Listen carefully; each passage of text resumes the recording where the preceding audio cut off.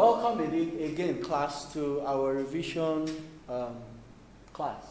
Today, we'll be looking at communication applications, data handling applications, measurement applications, and microprocessors in control applications. So when we talk about communication applications, there's some types. We have the paper-based application, talking about your newsletters, your brochures, your flyers, your posters. And these are all designed by a software called the desktop DTP, desktop publishing software.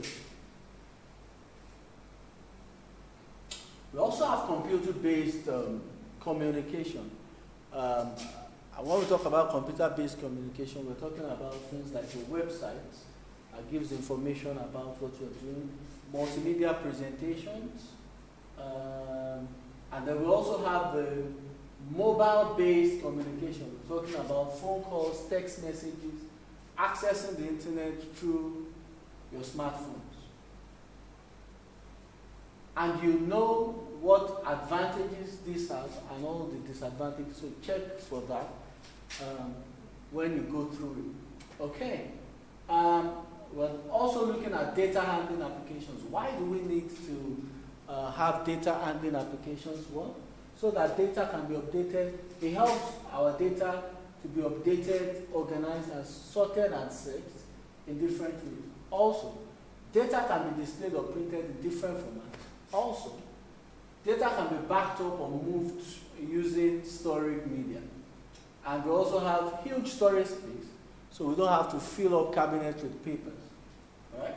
So, some of the common data handling applications we have are the address list. We have mobile phones which include address books, which include contact names, numbers, email addresses. We have surveys, you have school records, you have libraries, you have clubs and societies. We're talking about measurement applications too. So we have sensors that are used to measure physical variables. We have weather stations, greenhouse, patient vital signs. So what really happens? Why use computers to measure things? Okay, computers do not require breaks. They don't. Readings are more accurate compared to humans. Readings are taken more frequently. So, we talked about discrete data when we're learning this.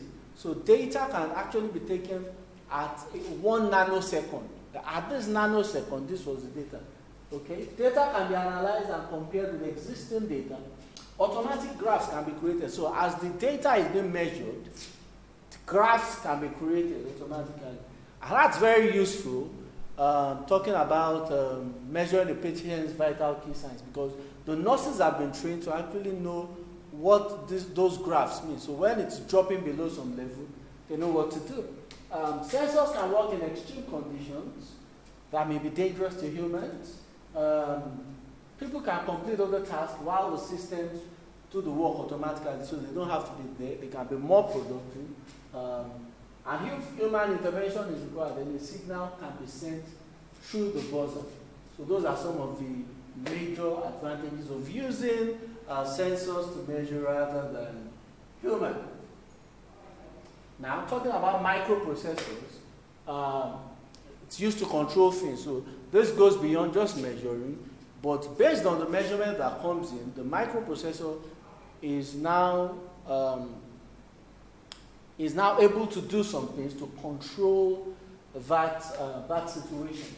So we have sensor readings that are compared to preset values, which are imputed by the user. If the sensor readings are below or higher than the preset value, then a signal will be sent to the actuator to change the physical condition. And when we talk about actuators, we have things like your motors, we have things like your light, your buzzer, and several other things. The process will be constantly repeated.